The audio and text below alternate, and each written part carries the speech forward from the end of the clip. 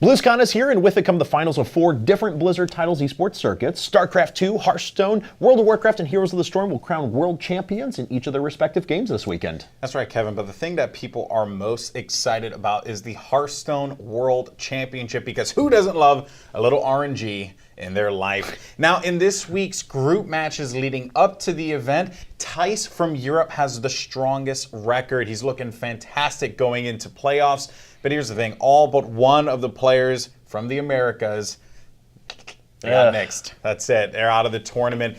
But of course, this tournament will feature a $100,000 prize pool and, in my personal opinion, what's more important, the coveted Hearthstone World Championship prize. Now, the players actually already know each other's decks. They weren't allowed to switch between the group stages and the playoff stages that are happening this weekend, so they've already been able to craft a little bit of strategies, and we can even make some predictions. And Tice, with his control decks, and especially his Freeze Mage, look really strong right now against the aggressive decks that the Asia-Pacific region has been bringing out. Of course, those players still, though, could, just get the right combination of plays, that right draw, and still get a win, though. True, but all 3 players in the Asia-Pacific regions are actually capable of being able to pull off those miracle aggro deck games. And, we'll see if that's going to be the case. They may be able to get the perfect draw. Who knows?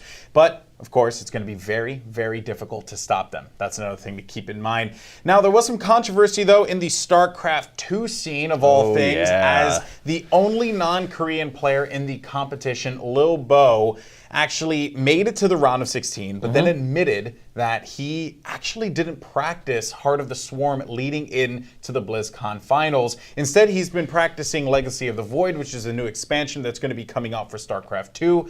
And honestly, just to be candid for a moment, I feel like that is just, it's BlizzCon, man. Like, you have to prepare for BlizzCon, right? Oh yeah, and a lot of people in the community certainly made it known that they weren't very pleased with the performance that he gave. But he did defend his actions on Facebook, saying that, quote, "I am practicing to be the best, as I said, but I don't want to be the best of a game that nobody is playing anymore. It doesn't make any sense to me." And he went on to add that he has been training diligently for Legacy of the Void. It's just that he didn't play Heart of the Swarm coming into this event. Now, the other results of the tournament have been pretty unsurprising. A lot of 3-0s, and Kespa players are doing pretty well for themselves. Most people expect that SK Telecom's T1 Innovation is going to take the event. Yeah, and it's a very real possibility there, of course. He's looking absolutely fantastic, just based on the matches that I've seen so far. But here's the thing.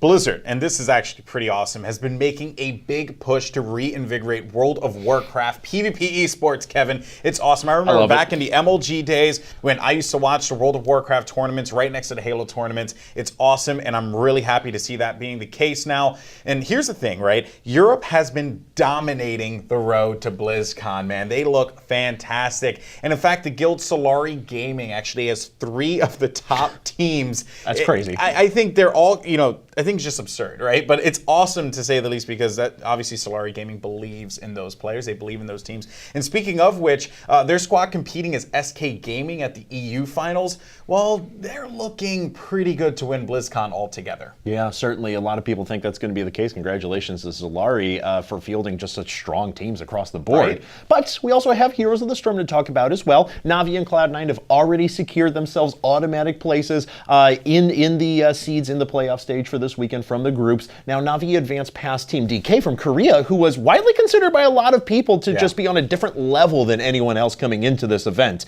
That really was not the case. Navi took them out, and they're looking really strong. Cloud9 as well, they're looking really good. They took out Team Dignitas en route to their guaranteed spot in the seeding stage of the playoffs. Navi's looking fantastic, honestly, and I think that they have a great chance of even being a lock for the finals at this point, and a lot of people feel the same way. But the question is really about whether or not Cloud9 can defeat Team DK on the other side of the bracket. As a matter of fact, caster Jay Skillywee Gluck has high hopes for Tempo Storm, as she said that, "I'm hoping taking a game off of DK has lit a fire in them to keep up that resurgence despite the issues that have come to light in the past month." Yeah, as we reported last week on the show, Tempo Storm's Heroes of the Storm team has actually had a lot of personality conflicts on it. They've even publicly said that they would have made roster changes months ago had BlizzCon rules actually not allowed them to do that.